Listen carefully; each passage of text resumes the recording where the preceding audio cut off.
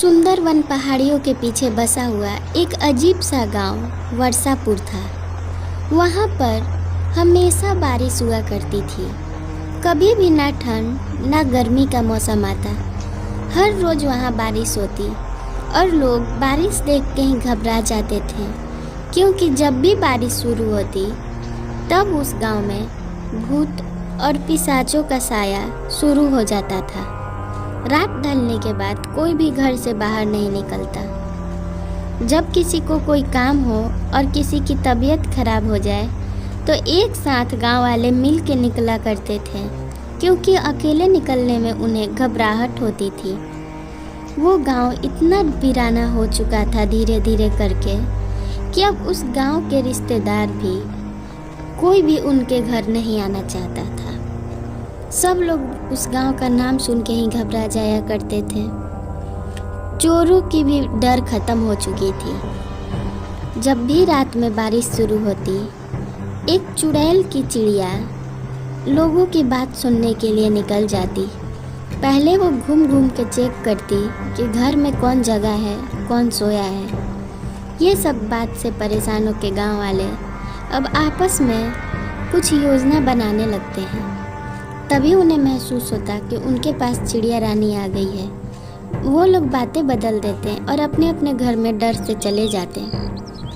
एक दिन बिंदु अपना खाना बना रही थी, तभी उसके घर के सामने एक बहुत ही प्यारी सी 2 सर वाली टुन्नी चिड़िया आती है। बिंदु उसे देख मोहित हो जाती।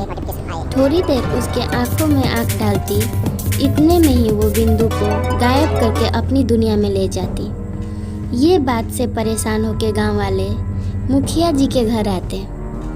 मुखिया जी का बेटा घर से बाहर निकलता और कहता, पिताजी तो सो रहे हैं, आप लोग मुझे बताएं क्या परेशानी है। वो लोग बिंदु के साथ घटी घटना के बारे में रामू से बताते। कहते कि पहले तो चुड़ैल का जो साया था रातों में भटका करता था, या फिर हमें थोड़ी सी समझदारी हो जाती थी कि अब चुड़ैल आने वाली है जब भी हम लोग बारिश देखते थे। लेकिन अब चुड़ैल दिन में भी आने लगी है और रूप बदल के लोगों को मोहित करके ले जा रही है। उन्होंने एक योजना बनाई और गांव के लोगों को कहा कि अपने घर के बाहर सोएं और किसी के भी आने की आहट सुने तो आंखों में आंख डाल के ना देखें। तभी उसी गांव का एक बहुत ही गरीब किसान था जिसका नाम मंगेश था। मंगेश अपनी पत्नी के साथ अपने घर के बाहर वाले बगीचे में सोया था। तभी उसे महसूस होता कि उसके सर के पास एक बहुत सी प्यारी चिड़िया है, लेकिन वो उसकी आंखों में नहीं देखता और झट से दोनों आंखें बंद कर लेते। बारिश में भीगते रह जाते। योजना के अनुसार सुबह हो जाती और वो दोनों की जान नहीं जाती।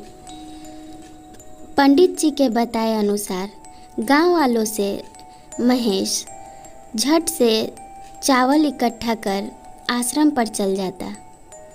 आश्रम पर जाके वो आवाज़ लगाता तो एक तांत्रिक बाबा आते हैं और कहते हैं, तुमने हमारे गुरुदेव के कहे अनुसार पूरे गांव वाले के घर से एक एक मुट्ठी चावल लेकर आए हो ना। महेश जवाब में कहता, हाँ गुरुजी, मैं लाया हूँ। और चावल लाते हुए मुझे ऐसा महसूस हो रहा था कि कोई मुझे यहाँ आने से रोक रहा है, पर मैं फिर भी बिना घबराए हिम्मत बांध के अपने गांव की सुरक्षा करने के लिए आश्रम की ओर बढ़ते गया। फिर मुझे महसूस होने लगा कि कोई मेरा पैर पीछे की ओर खींच रहा है। तांत्रिक बाबा उसे समझाते हैं कि चुपचाप अपने घर लौट जाओ और पलट के पीछे मत देखना और ये थैला यहीं रख दो। महेश थैला वहाँ रख के चला जाता। अब उस आश्रम के गुरुदेव पूजा पाठ शुरू कर देते और अपनी किताबें खोल के बैठते जिसमें बहुत सारे तंत्र मंत्र थे। जैसे ही वो मंत्र पढ़ना शुरू करते तभी उसमें से एक चुड़ैल चिड़िया निकलती। मजबूरन चुड़ैल चिड़िया को उसमें से प्रकट होना पड़ा। वो ना चाहते हुए भी पंडित जी के सामने आ गई थी। पंडित जी को वो कुछ नहीं कर सकती थी। उसे पंडित जी समझाते हैं, देखो तुम्हारी जो भी परेशानी है तुम हमें बताओ, हम लोग शायद तुम्हारी मदद करें और तुम्हें मुक्ति दिला सकते हैं।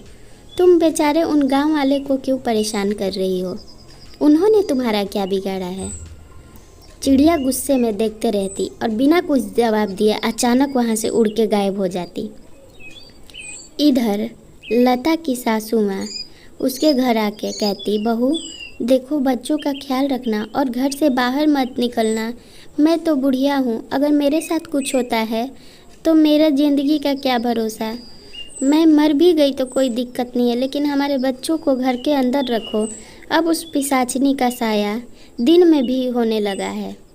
ये सुन लता गुस्से से आग बबूला होती और अपनी सासू माँ को डांट के कहती, बैठ बुढ़िया नीचे तू, वरना मैं तुझे कुर्सी देने वाली नहीं हूँ। ये सुन उस रूपा को थोड़े से शक होता। जैसे ही वहाँ गांव वाले आते हैं तभी लता ज़ोर ज़ोर से रोती और कहती, मेरी सासू माँ ज़मीन पे बैठ गई हैं और मैं इन्हें समझा रही हूँ, फिर भी ये ऊपर नहीं जा रही हैं बेड पे। गांव वाले उसकी बातों को समझ जाते कि इसके अंदर कोई साया है और रूपा भी वहाँ से आश्रम की ओर चली जाती और अपनी बहू की ये हरकतों के बारे में पंडित जी से बताती। पंडित जी को वो बताती तो उसे वो समझाते हैं कि तुम लौट जाओ वापस गांव, क्योंकि मैं बहुत ज़रूरी पूजा पाठ कर रहा हूँ। मुझे पता है कि तुम्हारी बहू के अंदर पिशाचिनी आ गई है। इतना में रूपा चुपचाप अपने घर लौट जाती और पंडित जी के कहे अनुसार अपनी बहू के सामने नाटक करती कि उसकी बहू सही है और रूपा ही गलत है। पंडित जी अब पूजा शुरू कर चुके थे, तभी उन्हें किसी की आहट सुनाई देती।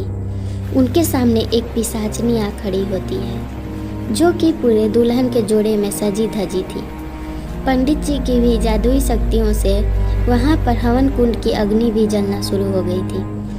पिशाचिनी पंडित जी को गुस्से में देखती और कहती, तांत्रिक तू मेरी बात सुन, ख़त्म कर दे ये पूजा अभी, कोई फ़ायदा नहीं। तुझे क्या लगता है कि तू मुझसे जीत जाएगा? तू अपने परिवार की सुरक्षा चाहता है या नहीं? मेरे जो दूत हैं वो तुम्हारे परिवार के पास चले गए हैं। तांत्रिक बाबा भी बिना घबराए हुए झट से कहते, मूर्ख मुझे मत बना चुड़ैल, क्योंकि मेरा कोई परिवार नहीं है। मेरे परिवार वाले सारे मर चुके हैं और मैं तांत्रिक अघोरी बन गया हूँ। ये सुन पिशाचिनी थोड़ी सोच में पड़ जाती। उनके सूझबूझ के आगे उसका दिमाग काम करना बंद कर देता। उसको अपनी आंखों में दिखा के तंत्र विद्या से काबू कर लेते और उसकी जो जिसमें जान बसा करती थी उस चिड़िया को अपने अग्नि के पास लाते और उसे जला के अपने मंत्रों से उसी अग्नि के अंदर डालने की धमकी देते। और वो पिशाचिनी बहुत कोशिश करती अपनी चिड़िया को बचाने की, पर वो नहीं बचा पाती। वो चिड़िया तो जल जाती और उस पिशाचिनी को भी वो 3 कबूतरी का रूप देते हैं। जो भी उसके दूत थे वो सब भी आसपास आके कबूतर का रूप ले लिए थे और धीरे धीरे करके वो लोग वहाँ से उड़ते हुए आसमान की ओर चले जाते और उनकी आत्मा की शांति की पूजा पंडित जी कर देते हैं। गांव वाले वहाँ आते हैं और पंडित जी की लाख लाख बधाइयाँ देते हैं और धन्यवाद करते हैं। ये पूजा बहुत ज़रूरी था ताकि गांव वाले सुखी से गांव में रहें। अब आगे से वो कभी नहीं घबराते और शांति से रहने लगते हैं। उनका गांव का नाम रूपनगर हो जाता है वर्षापुर से। अब कभी भी बारिश आती तो वो डरते नहीं।